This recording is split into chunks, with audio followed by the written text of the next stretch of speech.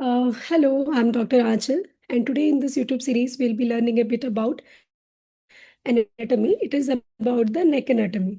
So, what happens in Part B MRCS? There are three stations of anatomy, and in each of them, you will be entering one examination room where there will be an examiner, and on your left or right wall, there will be 4 to 5 pictures pasted on the wall. Okay, they will either be cadaveric images, atlas images, or they can be radiological images like CT angiography or CT head or CT abdomen or something.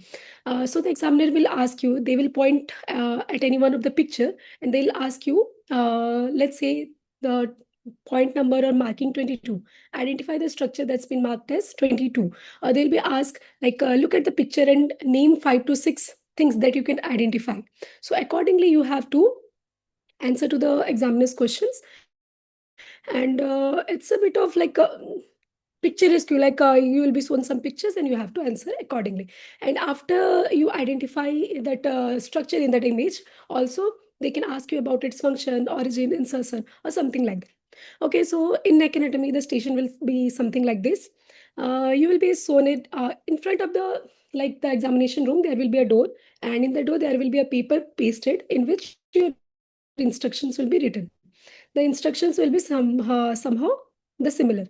You will be shown a detailed anatomical image of the neck, identify the structures labeled in the image, and answer the follow-up questions related to anatomy, innovation, and functional relevance.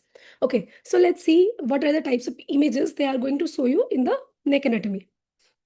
First, this is a cadaveric images. In neck anatomy, mainly they are going to show you only the cadaveric images. Okay, so you don't need to remember. This may be looking like a very complex and puzzled image, but you don't have to remember everything that's been marked here. There are certain important muscles, certain important vessels, and nerves that I'll be giving you a list of. You have to remember those only. Okay, for in the muscles, you have to remember the strap muscles. Here, the important strap muscles. Let's start by the most important to the list important. First, the sternocleidomastoid. This 30, this muscle, it has been cut, okay, dissected. So this muscle coming from your back, going direction downwards in this direction, it is sternocleidomastoid. Okay, 30 is important. Then your 41. What muscle is this? Triangular muscle in the back, running to the back. It is trapezius. Okay, this two important. Then your strap muscles. What are those? Sternohyoid, sternothyroid, and thyroid and omohyoid. Okay, so this is 15. This is important. This bone is important. This is the hyoid bone. This is the landmark from which we will be identifying other strap muscles. Okay, so this is the hyoid bone. So something that is running from the hyoid up to your what? Sternum. Sternum is not visualized here. So this one, 31. This is your sternohyoid. Okay, something that is just deeper to the sternohyoid, it will be sternothyroid. Okay, and the one, this 38, which is in between the sternothyroid and the sternohyoid, it will be thyroid. Okay, so in this very simpler image, we have seen three other muscles. Those are sternohyoid, sternothyroid, and this one is thyroid. Okay, then comes the omohyoid, something that will be starting from the midline of your neck and will be running backwards like this. It is two muscles. It has two muscles. One single one, anterior belly and the posterior belly. So up to this point, here there is a tendinous attachment. You can see the white one. So up to, from the hyoid to this point, it is what? Superior belly of omohyoid. And the from this point to the attachment point, it will be inferior belly of the omohyoid. Okay. Then comes which one is important? Inferior and superior belly of omohyoid. We have seen sternothyroid, sternohyoid, thyroid, trapezius, sternocleidomastoid. Okay, two more glands. Those are important. Very clear and very easy. This gland, this is the parotid gland, and this one submandibular gland. Okay, now let's come to the vessels. Okay, see, here there is this is one vessel and this one is another. Which one is artery and which one is vein? Something that is very tough structure and has not lost its contour, it will be an artery. Something that is little bit darker and has collapsed, that will be a vein. Okay, so this 7-1, this is your which artery? Common carotid artery. Okay, something then again here while dividing, one internal carotid will go inside the head and the external carotid, it will give neck. So the 9th one, this will be your external carotid artery. Now coming to the veins. This one is one vein. Which vein is this? IJV, because in the carotid sheath along with the carotid arteries, which vein will be there? It will be IJV. Okay. So in this image, the vessels are not very clear. I'll show you another image which shows clear vasculature. See this one. Okay. See, there is a very tricky thing here. Here from the 11, you might say this is the common carotid, 28, and this things are the internal and external carotid. But look here, 11, this part, it has already given one branch in the neck. Can it be common carotid? No.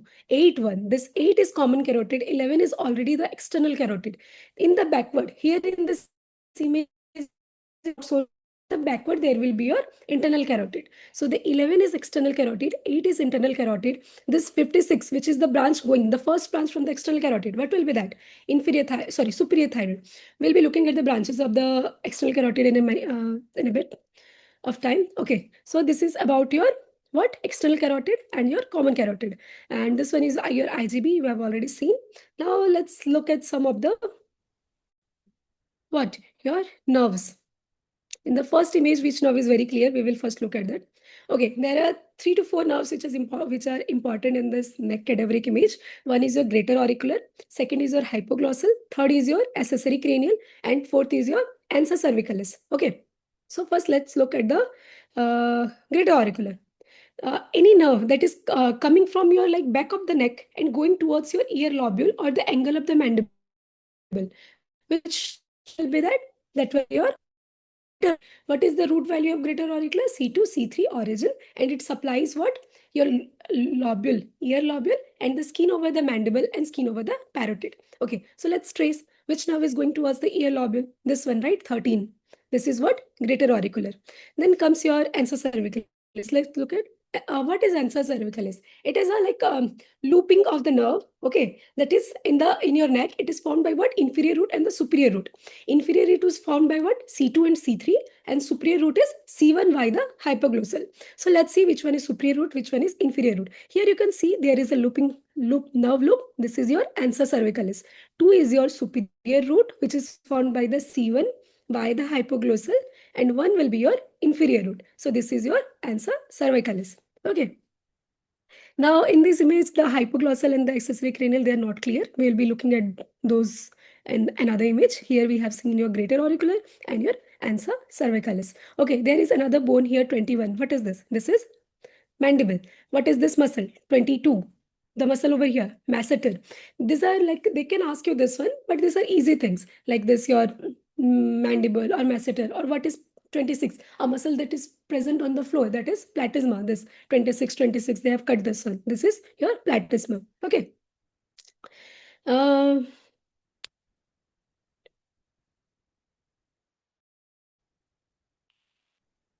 okay, let's move to another picture. Okay, this one. Here we had already seen our vessels. Those are the common carotid and the IJV. Okay, here if you want to trace the muscles again, we can do that. What is your, let's say, they have not marked the muscles properly here. So that's the previous one was the image for your muscles. Here we will see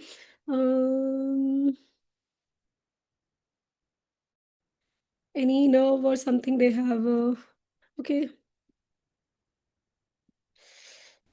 Hmm. So where is your 5? They have not marked. 11 external carotid artery. As we have already discussed, 11 is your external carotid, 8 is your common carotid, 16 is your, see this nerve. This is coming from the back and going towards your ear lobule and the angle of mandible. This is your what? Greater auricular nerve. Then 19th is your hypoglossal. Let's see something. Okay, between the peculiar point between the hypoglossal and the what? Accessory cranial. What happens in the carotid triangle? Okay, carotid triangle is a part of your anterior triangle. We all know what happens on the in the roof of the carotid triangle. Two nerves, they cross each other.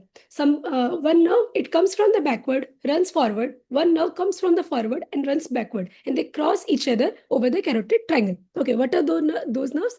They are the hypoglossal and the accessory cranial. Hypoglossal from the backwards, it comes forward and supplies the tongue, and the accessory cranial, it from the forward, it goes backward and supplies your what? Sternocleidomastoid and your trapezius. Okay, so they have shown that 19 is hypoglossal. Let's see which one is 19. Okay, you can see that this is 19 is a nerve that is coming from the backward and going forward, and it is going over your like towards your mouth to supply the tongue. So this is which nerve? This is your hypoglossal. And then muscles they have shown sternocleidomastoid and trapezius 43 and 61. We all know this is the trapezius 43. This cut muscle, this is your sternocleidomastoid. Okay. Then auriculotemporal nerve, they have shown 4. Where is your 4? Okay, this nerve. This is your auricular temple. Let's go to another image. Okay, we have already seen from this image what they have asked to identify hyoid bone. We have already seen the hyoid bone. Okay, then they have asked sternocleidomastoid, sternohyoid and sternothyroid. 31 sternohyoid, 32 sternothyroid, 38 thyroid. Then we have seen external jugular and external carotid. Okay, external jugular. Okay, external jugular. Where they have seen the external jugular? 10th. Where is 10? 17 is IJV. Okay. Then external carotid, it might be a mistake. External carotid artery, we have seen posterior belly of the digastric. Okay, anterior and posterior belly of digastric, 27. It is for any other image, I guess. Facial artery and the greater auricular facial artery. Okay, let's revise about the branches of the external carotid artery. There are 7 branches from the external carotid artery. First branch will be what? Here, superior thyroid artery. Okay. Then after that, the second branch will be your lingual, and then the ascending pharyngeal. Then will be your facial artery. Facial artery is the most, it will be the tortuous. It one will be a tortuous artery going from here around the angle of mandible, and then it will travel upwards. Okay, the facial artery. Then the one that is that runs backward, that will be your occipital artery, and 2 temporal branches. What are those 2 temporal branches? One is maxillary and one is superficial temporal. Okay, what can be the questions from this?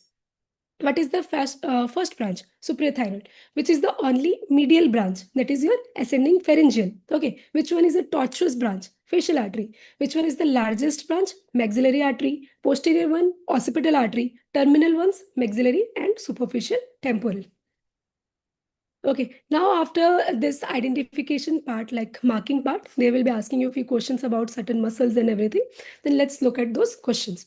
Which muscles are considered as strap muscles and how are they categorized? Okay, there are 4 strap muscles we have already seen. Those are what? Sternothyroid, sternohyoid, thyrohyoid, and omohyoid. There are 2 deep muscles and 2 superficial muscles. We have already seen from the image the 2 deep muscles were from the thyroid, the sternothyroid and the thyrohyoid, and the 2 superficial muscles, they were sternohyoid and the omohyoid. Now there is a very important question here. All the strap muscles are supplied by the ansa cervicalis, except for which one? That is thyrohyoid. Thyrohyoid is supplied by only C1. Okay, just give me a minute. Okay, so the question is what? All the strap muscles are supplied by a single nerve, that is the ansa cervicalis, except for the thyroid, which is supplied by C1. Okay, then the next question, what is the nerve supply? As we have already seen, all strap muscles are supplied by the ansa cervicalis except for the thyroid muscle supplied by the C1 via hypoglossal.